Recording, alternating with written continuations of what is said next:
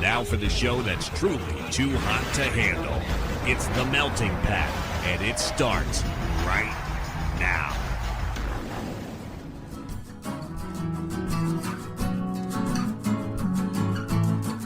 You're listening to The Melting Pat. Here's your host, Pat Johnson. Well, thank you, Jerome. Hello, my friends. Welcome to the show, The Melting Pats, the Next Level Network. Today, I know I told you last week I was going to have some stuff to tell you about today, but I don't, because we have a guest, and that's more fun. So, sorry, I sound a little weird. I'm a little over the weather, because,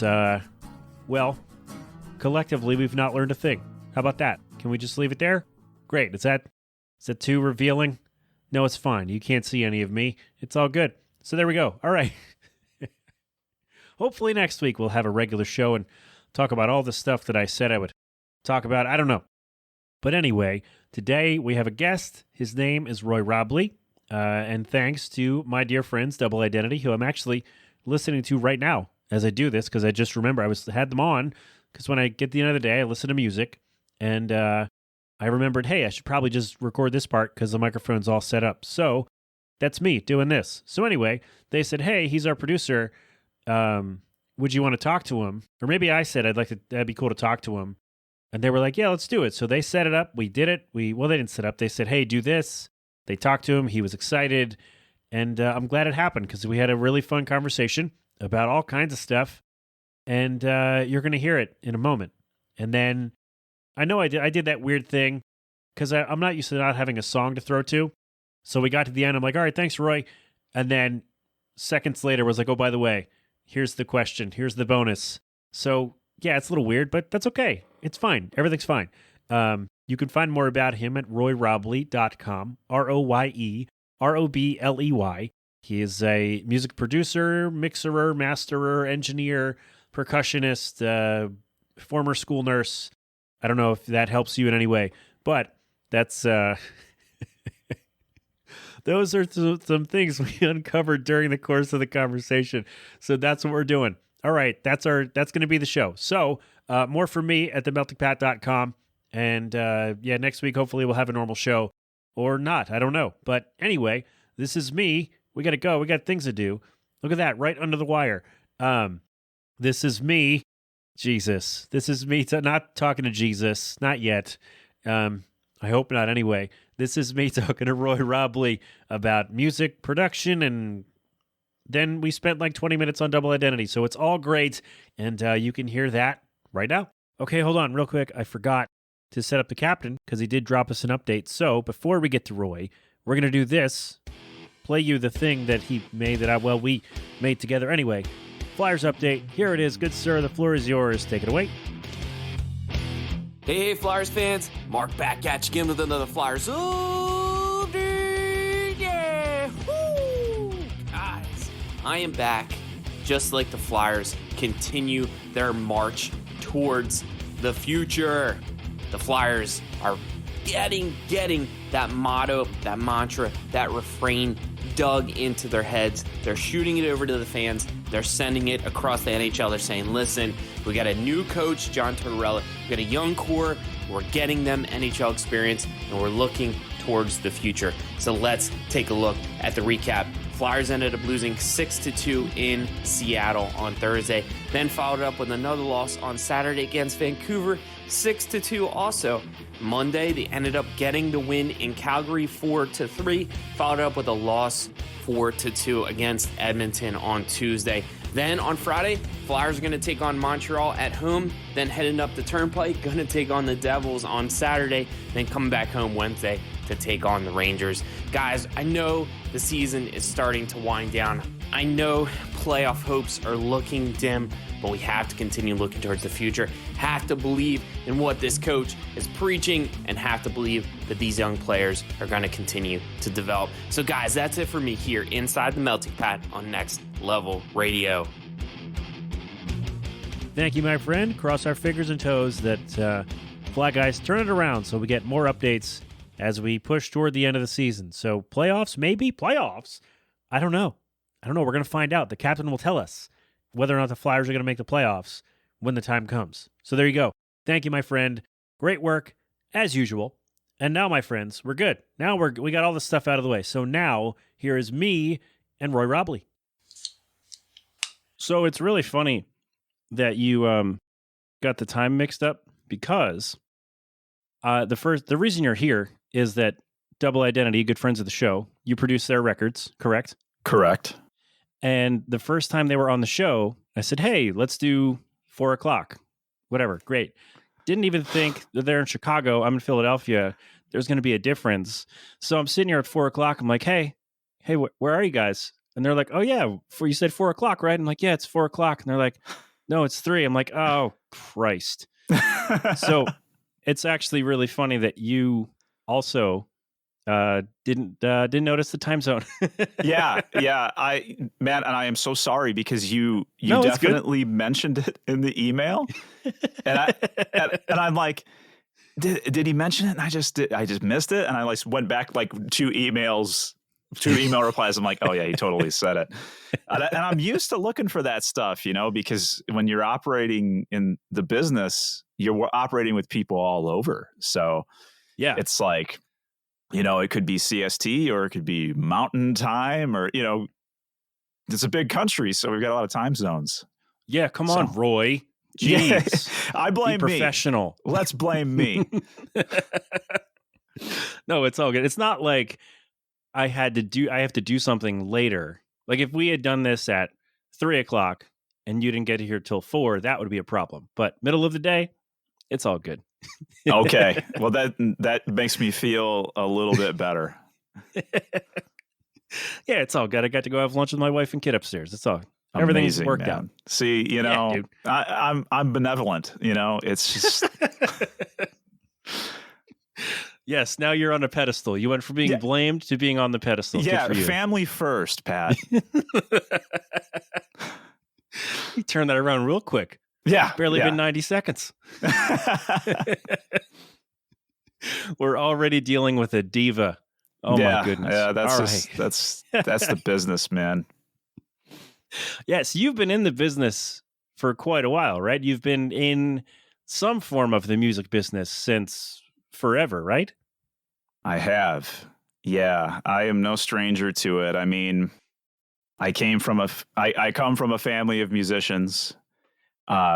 So it's pretty much all I've known for most of my life is music.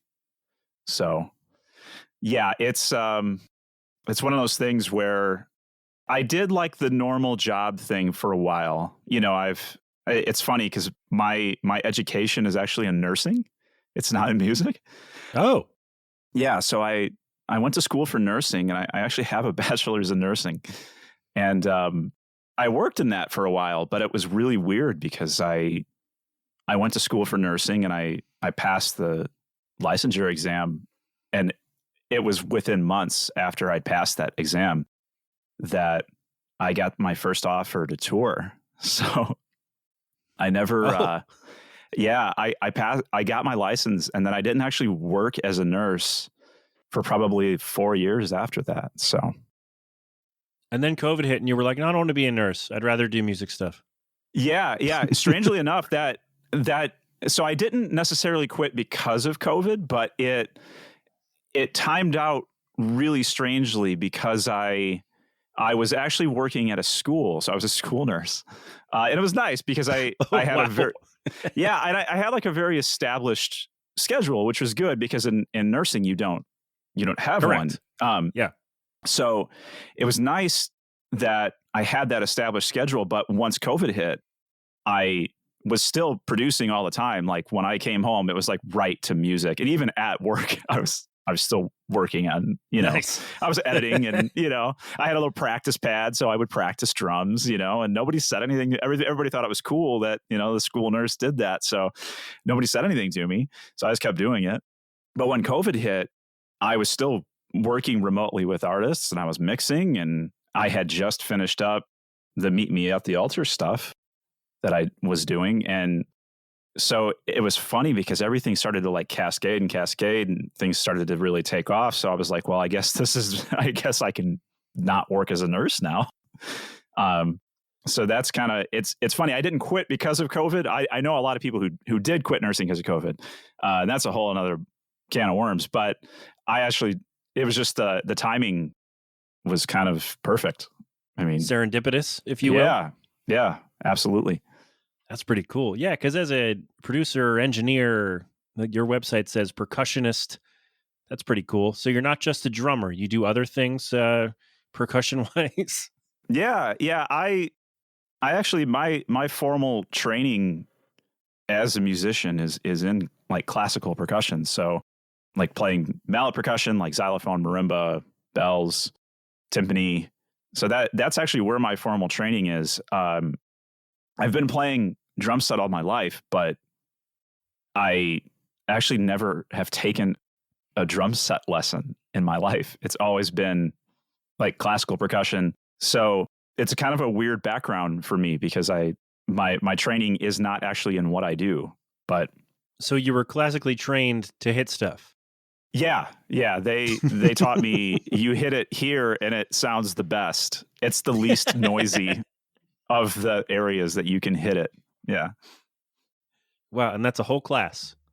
Yeah. Not only just the whole class, but like I did that for years. So Oh, it's a whole course of study. like a whole program. Yeah. Yeah. So that's actually where my formal musical training is. It's not even in drum set, which is what I normally play, but I do teach still. I teach percussion, and that comes in handy for when I'm teaching students because a lot of my students are in band programs, so I have to teach them how to play mallets. So It'd be funny if you taught, like, because you go from nursing to playing drums to classically trained hitting things. It'd be funny if you're like, oh, also I teach violin. Like, well, of course you do. Why wouldn't you? yeah. I mean, I suppose I could probably teach guitar, but yeah, violin's my girlfriend is an orchestra director, and I didn't even know how to hold her violin. Like I hold it and she's like, you're holding it totally wrong. Like that is not how you hold that instrument. And I'm like, dude, I don't know. Like it kind of looks like a guitar. It's a little guitar, maybe a ukulele. Like this way I hold it. I don't know. Little mandolin. Yeah. So I have no idea how to hold it. Wow, orchestra. That's a lot. Speaking of musically inclined, geez, that's a lot. Yeah. Needless to say, a lot of our discussion in this house is like 100% centered around music. You don't say. Yeah, everything is pretty much sourced around music. I took a music of the Romantic Era class in college. Mm-hmm. And one thing that sticks out, many things do, but one thing that sticks out is when they're conducting, one hand is for the meter, the volume, and the other hand is for, I don't remember what, but I'm like, oh, that's why they're moving their hands in crazy directions. They're actually doing things.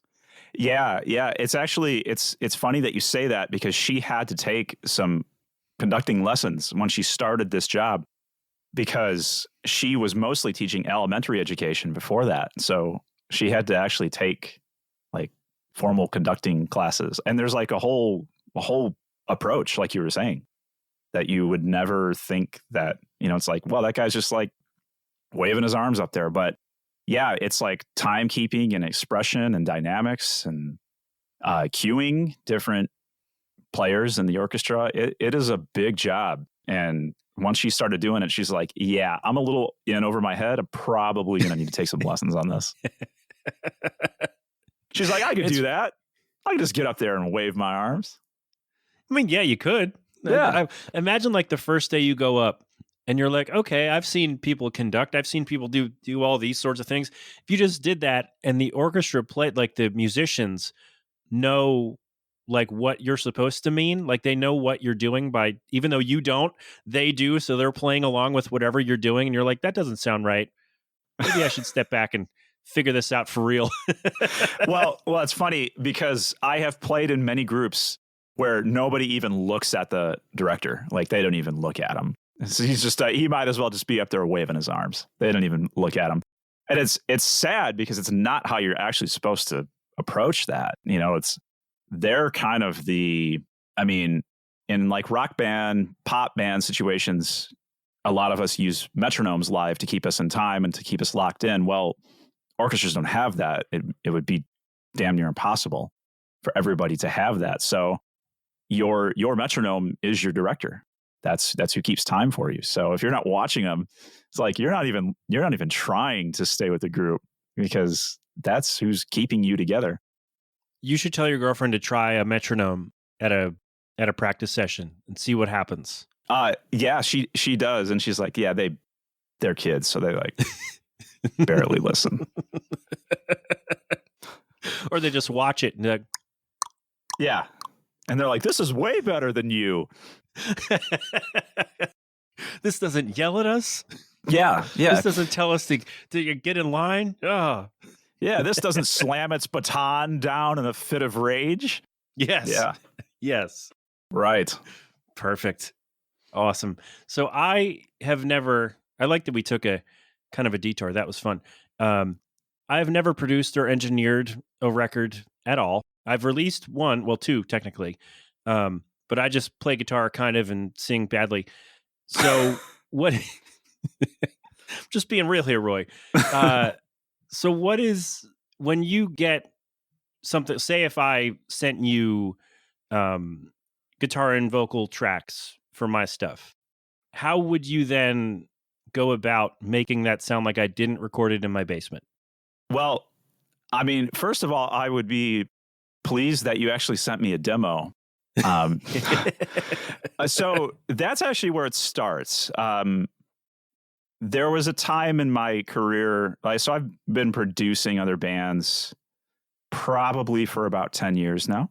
And there was a time where I didn't require that bands send me a demo before we worked together. But that has since changed. So I'd be really stoked that you already sent me a demo.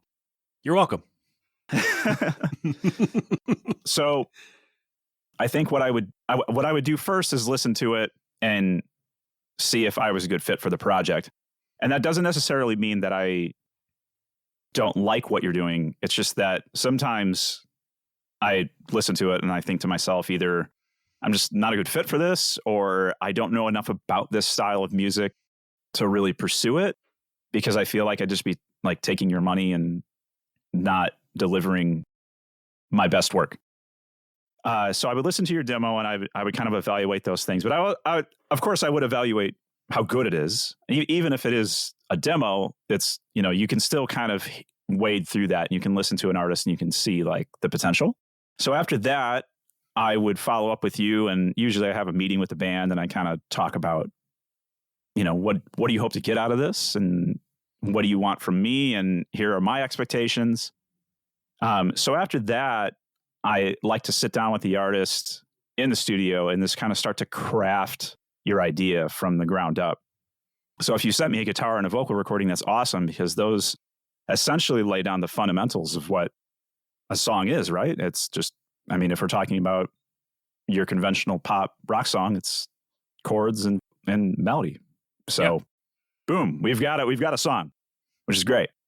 From there, it's like, okay, let's talk arrangement. Let's talk approach. Do we want to make this sound like a band, or do we want to make this sound like a pop song where it's going to be less electronic drums and synths and all that good stuff? So it kind of depends on, again, what you hope to get out of it, and also what I think would be most appropriate for the song. And hopefully our minds agree, are close on that. at least, right? Yeah. Because if I'm thinking, well, this is totally a pop song, dude. This is we got to make this a total top 40 pop tune, and you're like, no, man, I want it to be like Guy and his guitar. Then either we have to agree on a middle ground, or I just acquiesce to you and let you do your thing. I think most people would tell you that I don't do that. I'm pretty, it's like you hired me for a reason and let me work. I am that kind of producer. But I always communicate that pretty early on, that like, hey man, if you're hiring me, let me do my thing. And if you don't want that, if you want to micromanage and, like there are a lot cheaper options.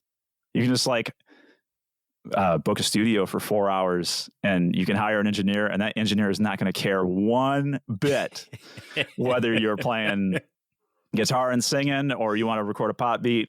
He is just counting the hours, man. And there's nothing wrong with that. That's a living, Of course. but if you're hiring a producer, let them produce. Let them do their thing. So that would be that's kind of the hardest part, is building a song from the ground up. Of course, with your ideas already intact, but you're building it from the ground up. You're programming drums out, you're writing drum parts, you're writing bass parts. You're saying, hey, this chorus feels a little long. Let's chop this chorus up. Let's move this post-chorus thing that you're doing. Let's move that to the front of the song because that's a better intro. So you're doing all these things. So as a producer, you're kind of wearing all these hats. You're wearing these I'm arranging, I'm programming, I'm recording. So that is usually the toughest part of the process, is just building the ideas and getting them all in line to make a cohesive song, because it's real easy then to like overdo it. And, by the end of it, you have like a full orchestra, and, because it's 2023 and there are endless software synths out there that can make you sound like you played with an orchestra and a banjo and ukulele and all that good stuff. So a violin being held the correct way. Yeah, and the wrong way, because you can bet, I'm going to record my violin on there. That's one of my staples, man. But yeah. So I think that is the kind of trickiest part. But once you get that, and you're like, everybody's like kind of stoked on the arrangement and how the song's building up, it's pretty cool, because you can kind of see an artist like come to terms with it, and they're like, wow, my song that I sent you, that was just me like on my iPhone with my guitar, is now like an actual song. Like, it sounds like a song. It sounds like something that I never would have imagined that it would sound like this. So that's cool. That's how I felt. That's exactly how I felt with my buddy, good friend of the show, Danny Schmitz from Lost in a Name. By the way, they're on tour in 2 weeks. It was a long project, and I was like, I let him do his thing. Like, I didn't have any real notes or anything. I was like, hey, here's what I have. I did all the stuff. I'm done listening to these songs the way I've done it. Like, just make it sound like I didn't do it right here in this chair. And he's like, all right, great. I said, here's the money I owed him. Here we go. He sent them back. The masters were great. I was like, yes, this is perfect. It hit my timeline of, I had to get it done before our son was born. And we nailed that timeline. I'm like, yes, done. Great. I'd let you just do your work. You're the professional. You know how to do stuff. And I feel like that would be, my approach wouldn't be so much of like, hey, I want it to sound like this. I would want you to be able to sit in there and go, okay, here's how I can take what you sent me from your phone or from wherever, and here's how I can make it sound like it was made here with me. Right? Did any of that make sense? Yeah, absolutely it does.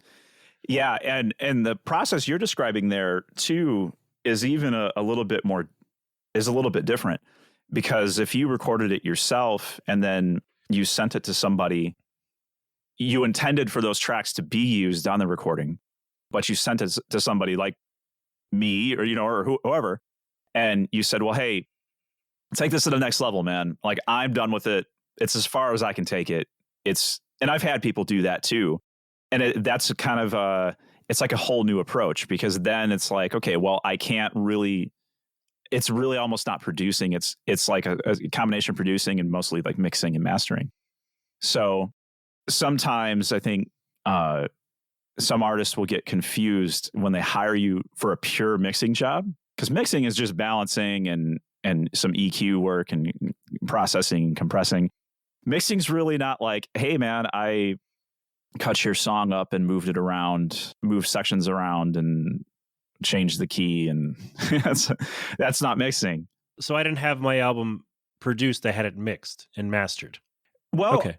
Yeah, I mean, it depends. Yeah. If he added elements, like elements that weren't there to begin with, like if you sent him guitar and vocals and he took it and added drums and bass, and no, that would have cost me too much money. Yeah. So so it sounds like maybe he mixed it, but again, it's kind of weird because in the last maybe, I don't know, maybe 15, 20 years or so, the lines have been blurred a little bit. Okay. So you can send something to a mixing engineer and it can come back sounding completely different than what you had sent them originally, for good or bad. But a mixing engineer has a lot more power than they had 15, 20 years ago, where it almost starts to blur into production a little bit, where before it wasn't. Before, mixing was very purely defined as like, you're the balancer. You take it and you make sure things don't stick out in weird ways. And, every once in a while, maybe your mixer would add something that made the song, but it's very rare that happens. But now it's weird because people will say, I want you to mix my record. And then if you sent them what a mixer would normally do, they're like, oh, well, where's all the extra stuff? Like, that's production, dude. That's not. But I mean, it sounds not what like you paid me for, buddy. Yeah, that's not what you hired me. But so I kind of take quite a hybrid approach. For instance, in this situation you're describing, I take kind of a hybrid approach if I'm hired for something like that, because I almost always do a little bit of editing, and I can't help myself. I always have to add some kind of production element. I just can't help myself. And usually our artists are okay with it because their budgets are smaller, so they can't necessarily hire me to produce their record. So they record everything at home and send it to me, but they kind of want some of that touch still. So it actually ends up working in their favor because I can't help myself, I'm essentially still kind of like softly producing your record, but not really, because I'm confined to the tracks that you sent me, as opposed to recording them with you. So there's a little bit of a difference in that you're not getting a chance to be like, hey, what if you played this way? Because what you're receiving is already kind of done, right? Correct. Yeah. And that is my fundamental kind of issue with it. I shouldn't say issue. I like mixing records. I don't do it I don't do just pure mixing a whole lot. I don't take a whole lot of those projects on because I love being able to sit in a room with an artist and work and create. And I can't do that with mixing. Mixing is a very like, guy is sitting in his room by himself working on something kind of approach. I mean, hey, man, I do that a lot, but it's precisely what I do when I do this show. Yeah. But you know what? So I'm fortunate enough to have a little bit of both of that, right? Because I have artists come in a few times a week and they're recording. And then when I don't have artists in here, I'm mixing and I'm adding production elements and I'm mastering and I'm doing like the isolation guy stuff. And that's cool with me. I like both. But I do like working with people, and there are a lot of guys that almost look at pure mixing and being like a mixer as like a graduation from recording bands and recording artists. And I don't think I'll ever look at it like that, because to me, the bread and butter, the beauty of it is in working with people, like, with creating with people in a room. I'm cool to mix. I'm cool to work by myself, but working with people's better to me. Because then you kind of get to be part of the whole process, right? So like the writing, structuring of the song, and then also, hey, that sounds good. We can make it sound better by doing this. And so you being like a part of that process from the beginning has to feel pretty cool once it comes out. Yeah. I love that. That's why I like to do it, because it's cool to look back at something that maybe I recorded, maybe I recorded it 3 or 4 years ago and listen back to it and say, I actually don't remember making all these little individual decisions. And of course, it's not just me. It's also the artist. I don't really remember making all these decisions, but God, they came out great. Like everything just came out so well. And it wouldn't have been that wouldn't have been possible if we hadn't approached it in that like artists just working in a room together. That wouldn't have been possible. And it's a beautiful thing to have that experience, to look back at work and say, well, I could have just let the artists just record this themselves and I could have mixed it and that would have been the end of it. But it was cool that we got the chance to sit in a room and say, well, that chorus is too long, or, let's play this differently. No, hold the pick this way. Don't hold it that way. That kind of stuff. You can't really coach artists if you're not in a room with them. I mean, obviously the technology is getting to the point where, you and I are talking miles and miles apart, right? Yes. So, I mean, the technology is there to work with artists remotely, but there is something still, I think, about working with people in a room that's cool. It's easier to show, like, hey, why don't you try this chord this way instead of the way you're playing it? Or why don't you try doing this in this, like try this drum beat instead of here or there? And it's easier to do that when you can maybe sit down and show them exactly where you're thinking it could go. Right. Yeah, there's always that little bit of lag in trying to, because I have recorded artists remotely, and it's scary how well it can work, but there is still a disconnect because you still have that boundary, that barrier, I should say. We can only connect so much from hundreds of miles away. Right? Like this would be a different experience for both of us if we were in the same room. Right. And it changes your behavior and it changes how you approach situations, because I have recorded some artists who live in other states and other areas, and it's sometimes funny how they act on camera through a video call versus how they act in person. It's like they're at times, and this isn't with everybody, but it's like they're two different people. So definitely being in person with somebody changes how you think and how you create and how you approach literally every facet of human interaction. Yeah, a lot of people, myself included, a little guarded on camera, a little weird. I've never been really comfortable doing video stuff at all, but it's easier for us to see each other, to talk to each other while we can see each other. So I make the sacrifice just for you and for the show. I appreciate that so much. Yeah, it would be weird. It would be weird to just talk to you voice to voice. I feel like this is nice, being able to. Which I've done plenty of times for the show. And then it's just like, you get a little bit of a pause or a lag or whatever the case might be, and you start to talk over each other and things like that. But yeah, like you said, technology has advanced in a way that can make things like this possible, which is great. Right. It is great. So I actually, it kind of led in, we kind of talked about it already, but I'm looking at your website, which is great, by the way. Did you do all that, or did you hire a smart person to do it?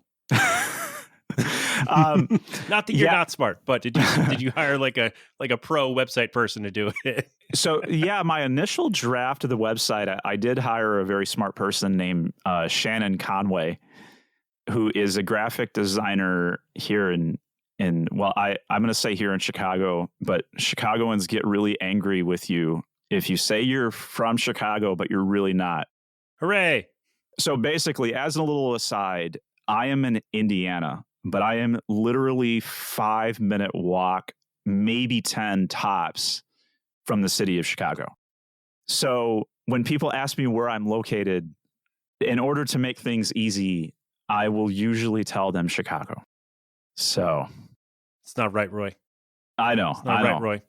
So I am going to say that I had a graphic designer from here in Chicago help me build the website. And she's great. She is an amazing artist. I think she has a Twitch, and she goes live a lot. And you look like you have no idea what Twitch is. I have no idea what Twitch is. You just dude. Like someone wrote it down for you, and you're like, she has a Twitch? Is that real? Yeah, I have. I mean, I can count on one hand, sorry, Shannon, how many times I've been on Twitch. I don't even really know. I don't even say it naturally, you know?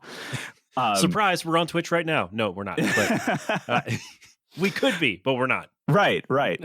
But yeah, so she's great. And she helped me kind of get things rolling there years and years ago, actually. She helped me do that.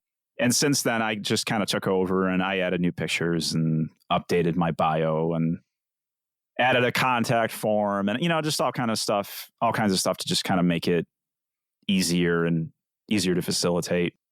And it's funny because I didn't think much of it when I was building it. I'm like, people don't use websites anymore. They just go on Facebook or dude. Yes, Instagram. They do. Yes, they do. They do. Yes, they do.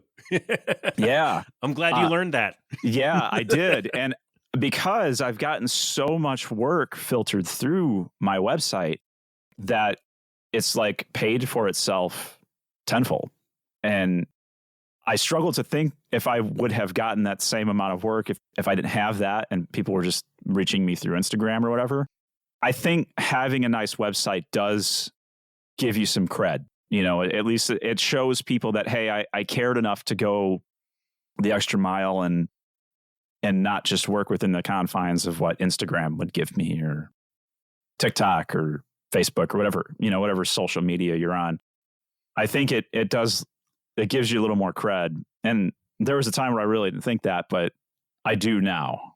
And I think it's important, especially if you're freelancing it, to have a website that, showcases what you do and who you are.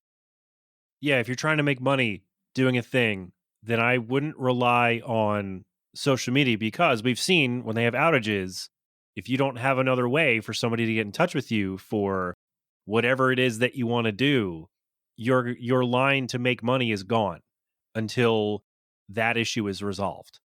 That is an excellent point. And you don't think about that until it happens. Of course. Yeah. That's why we're here to tell you. We're here to tell the people, Roy, make a website. You can do it on Google on Blogger or WordPress for free. Right. Start there. That's what I did. Exactly. Yeah. And it's not hard to make a website. I mean, I was a very nerdy kid. Surprise, surprise. A dude Never who would've works. guessed. Yeah, a dude who works with computers and has a Captain America mug. Never would have figured that out, Roy. Never would have guessed. No. But I was a pretty nerdy kid, and I remember building websites for local bands when I was in middle school, and I was building websites for local bands. And I taught myself HTML. I was 11, and I taught myself how to code and do simple stuff like that. So I guess I've always been on the website train. And then when social media started to take over, I'm like, well, this is stupid. I don't need to mess with this anymore. And then I started building my website before Shannon stepped in, and I was like, I don't know what I'm doing anymore. This was a long time ago. I've gone past my low bar of expertise, right? Yeah, because it's crazy how much it's changed. Website building has changed. So yeah, I was pretty surprised pretty fast. I'm like, I don't know what I'm doing. But that old really HTML easy. that you used when you were 11 is way out of date at this point. So yeah, it is. It definitely is. But it is surprising though how easy it is. Once you get going, it's so easy to build a website that there's really very little excuse not to build one if you're a creative who's freelancing it or whatever. Because a lot of them are kind of, if they don't have a full theme set up for you, like Blogger does on Google, they'll be kind of drag and drop things that you can do, even for the free version of WordPress or Wix or whatever. You just drag right in and be like, oh, here we go. Here's all my stuff. Here are the colors. We did it. It took 45 minutes. And now I'm ready to go. Right. Boom. You've got a website. Yeah. Yeah. And I think that is cool. That's cool. Technology has progressed in that way, because there was definitely a time where building a website that didn't look like total garbage was very hard to do. It didn't look like GeoCities or Angelfire, you mean, right? Oh, the GeoCities and well, that's that's what I got started on, and they looked ridiculous. They had the flashing bars, the flashing dividers. Oh yeah, dude. Between sections. Yeah, that was the thing, man. That was the way to go at the time. Right. And they had like the sparkly logos that you could put on and like the sparkly backgrounds. It like absolutely looked obscene. I would love to go back in time and like look at those old websites that I built and just cringe, you know. Some of them might still exist. You probably could still do that today, Roy. It's pretty low on the priority list, but maybe one day I'll take a trip down memory lane. Let's do it right now together. What are the band names? Yeah. So the reason I ask about the website is I saw, and again, another great detour we went on. I'm happy I did that. I'm happy that worked out that way. Is your website says you shun the in and out mindset of putting together, of putting together a record. So how do you kind of make that decision where, because you kind of personalize to each artist, right? And so you meet with them, and then do you ever listen to a demo and then have a full plan first, or do you listen to the demo and go, okay, here's an idea or a couple, and then talk to them and have that totally change? Like, how do you, I guess, how is it really personalized? So you're not just, like we said earlier, mixing and leveling and EQing it so it's just out the door. Yeah. So when I started recording bands, I started with my own band because I just wanted to dig into it. I always found an interest in recording, so I always wanted to do it. But when I started recording bands that were not my own, the first thing I said to myself is that I'm never going to run a commercial recording studio where bands just book hours and they come in and they lay their stuff down and they leave. And there's really no time to get to establish any kind of relationship. It's just really, you're here, you're just recording, and then you leave, and that's it. So I told myself I'm never going to do that. And I have stuck to that to this day. Good for you. Yeah. Also, I just saw your cat. I've got two cats. I saw one of your cats. And normally, it's so funny. They would never be back here, but right now they know something's going on, so they got to be here. They're welcome to appear on camera if they're ready. Yeah, they might. They might. You never know. So I did stick to that. I have been encouraged, especially as things started to pick up and I started to get bigger artists, that a lot of people would say, well, why don't you open a studio, man? Like, you're recording in your house. I mean, as you can see, man, it's just my house, like I've got a little back room and that's it. I've got a little like live room downstairs that I record drums in or whatever. And I was just like, man, I don't ever want it to get to that point where I have to take projects on that I'm not a good fit for just because I got to keep the doors of the studio open. That's fair. Yeah.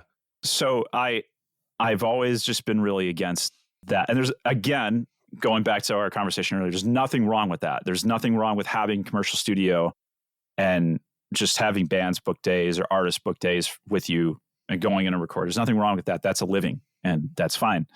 I just don't want to do that. So when I am taking artists on, it's pretty much instantly that when I listen to a demo, I know what I'm going to do with that project, just pretty much instantly. And then once I sit down with the artist, I pretty much lay out my plan of what I think would be best for them. And usually the artist will roll with it because they like what I do. And, I've got a ton of songs on my portfolio. And the way I look at it is, if you listen to that portfolio and you don't like it, then don't hire me. It's pretty simple, right? But if you like what I do and you listen to that and you say, wow, there's a lot of diversity here. I like everything he's done, despite the fact that everything on the portfolio is kind of different. I'm just my song is as far as I can take it. You do your thing, man. And I'm along for the ride. And, throughout that process, I also am big on coaching artists because, I've been in the business for a little bit. So, artists will have these ideas in their heads about how the business works or even just, how to play their instrument. And I'm like, man, that's like it's not the way you should be approaching it. You know, if you want to be successful, you probably should not approach it like this. So I don't just stop at, and I guess that little blurb on my website also refers to the fact that I don't just stop at recording you. I want you to be a better musician. You know, I want you to be a better artist. So I like to take it the extra mile and say, hey, this isn't how you should be approaching this, or you're doing exactly the right thing and you need to keep doing it that way because that is going to be successful for you. But I feel like if it was just like an in and out commercial studio mindset, you really don't have the time to do that, because the artist is going to be like, dude, you're talking way too much and I'm on the clock. So, but I don't do that. So I can talk as much as I want. Yes. So have you ever had a song or an album from one band, say 3-4 years ago, and then they come back to you a year or two later for the next single or album, and you've noticed that they've maybe not taken your advice per se, but like kind of taken what you said into consideration and improved from the last time they were with you? Oh man, 100%. Hell yeah. That is the coolest thing. It is the coolest thing. Like, to see bands progress. Like, once you open up those doors for them and you show them like, hey, this is the way you do it. This is what you should be doing. And then they just take it and roll with it. It is incredible. It is incredible to see that. And then, you know, like, and sure, like, it fills you with a little bit of confidence because you're like, okay, well, I obviously led them in that direction, but it's not just you. And it's stupid to think that, because it's like they had to make that to look that way. Yeah, absolutely. It's so short-sighted.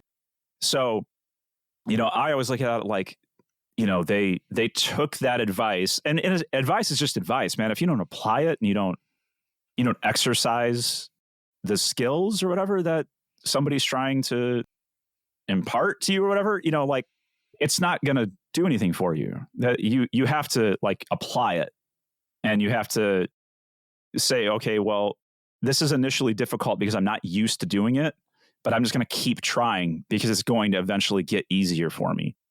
You know, any difficult skills like that, right?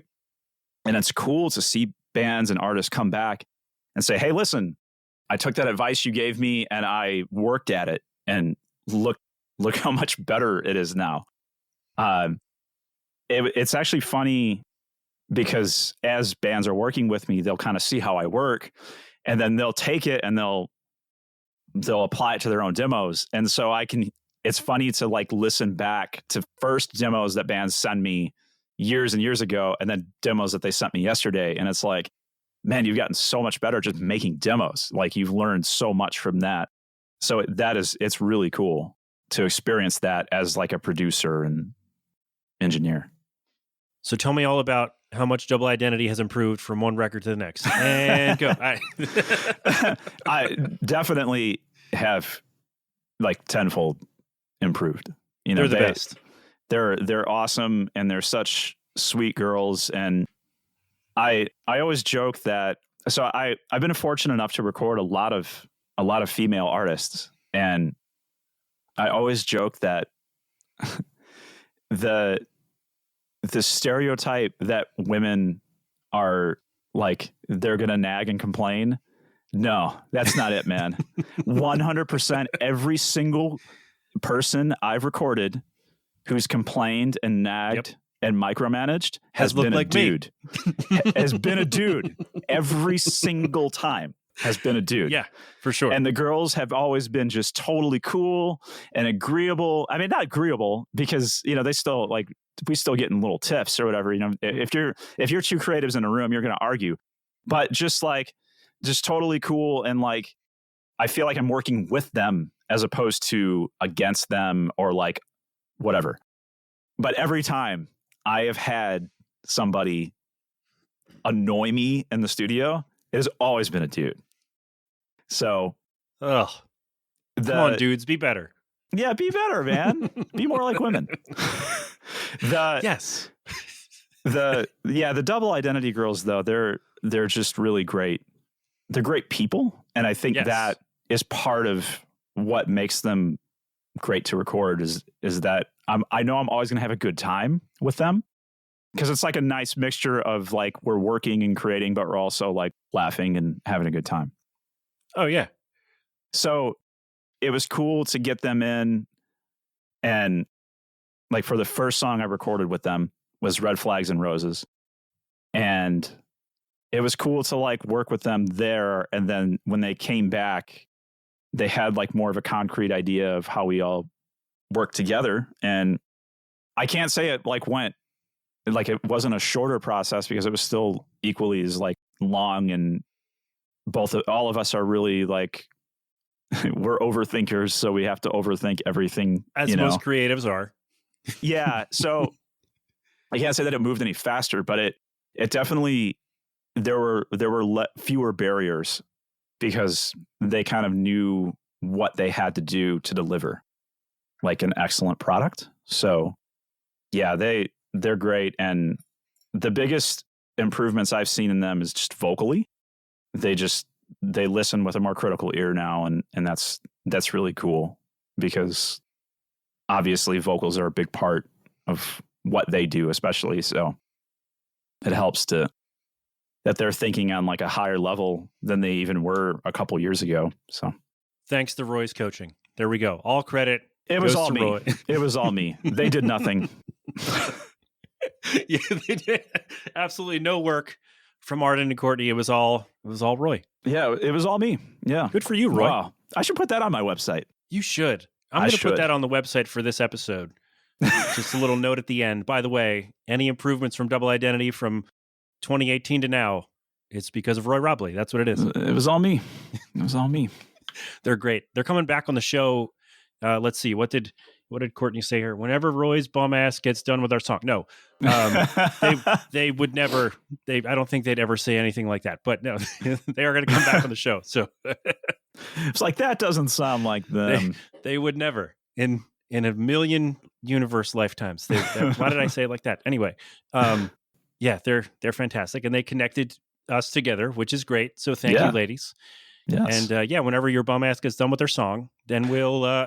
Hey, I'm done. I'm waiting on them now. I'm done. Okay, yeah. I Arden actually did some vocals for me on my record last year. Oh, so okay. 2 years ago. Yeah, she crushed it because she's a real singer, and I did it in my basement. I guess that's incredible voice, man. Incredible voice. Yeah.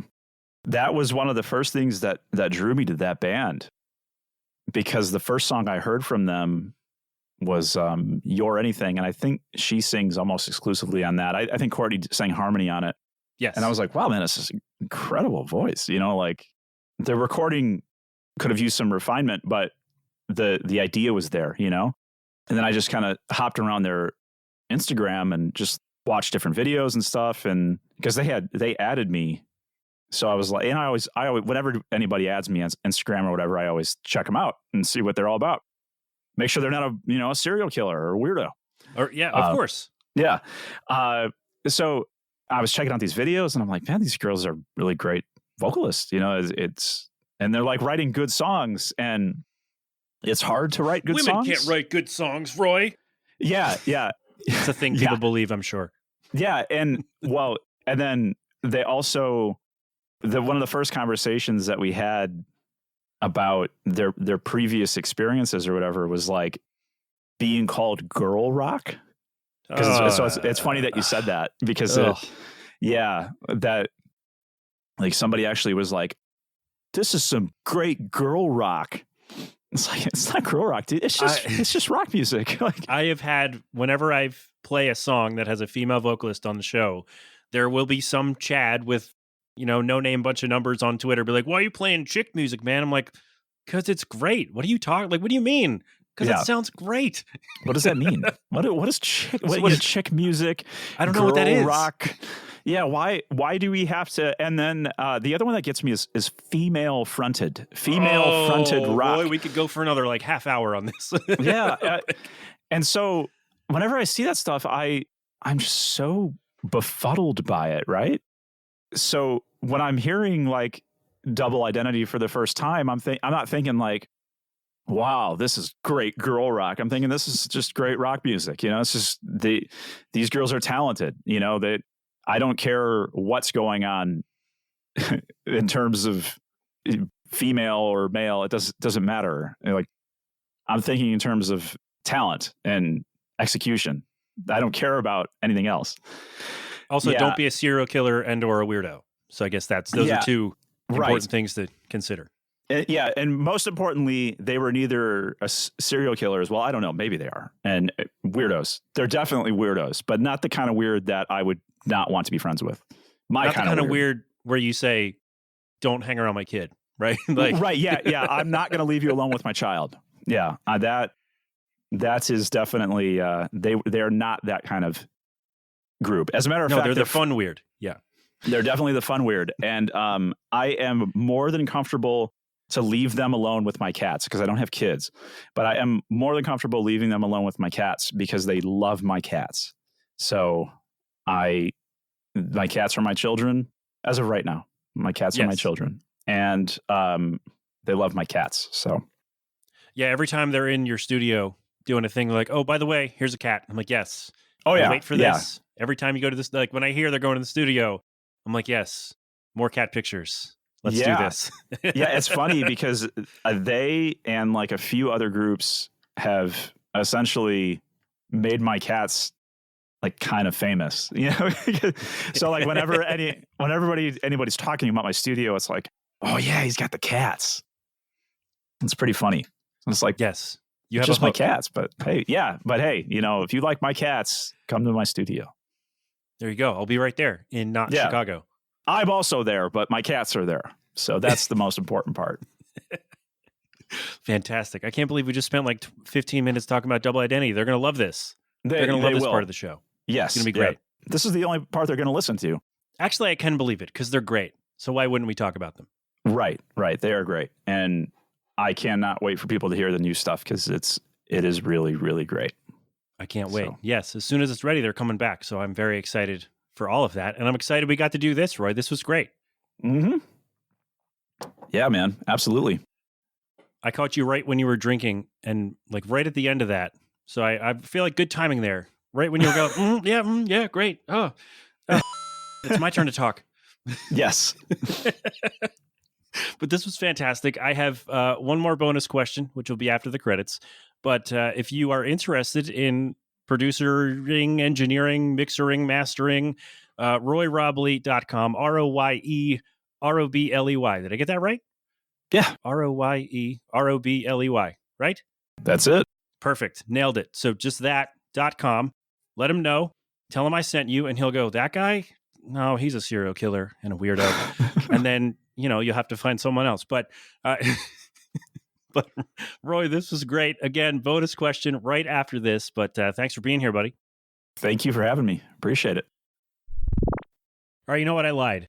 I'm going to actually, because it feels weird to do the bonus and the music and all that. So let's come back and we'll do, it's fine.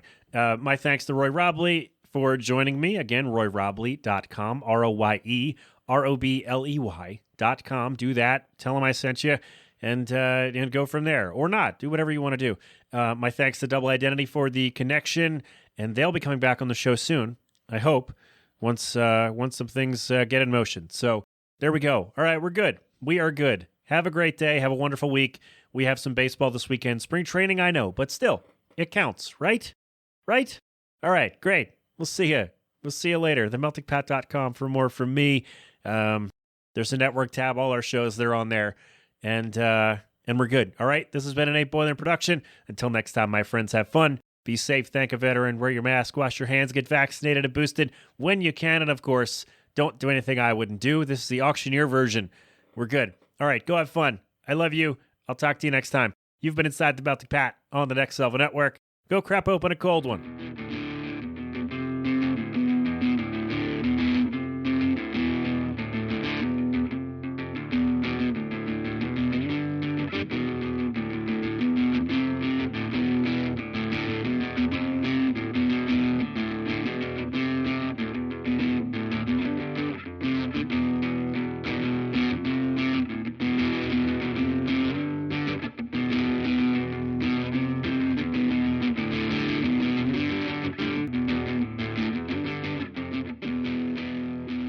All right, Roy, I know that it's going to be awkward because we kind of ended, but you're not off the hook yet.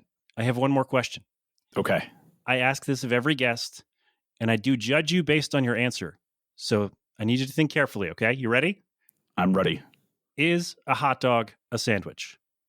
No, it is not. That's perfect. You did I'm it. sorry. You got man. it. No, you nailed it. Did I That's answer the right right answer.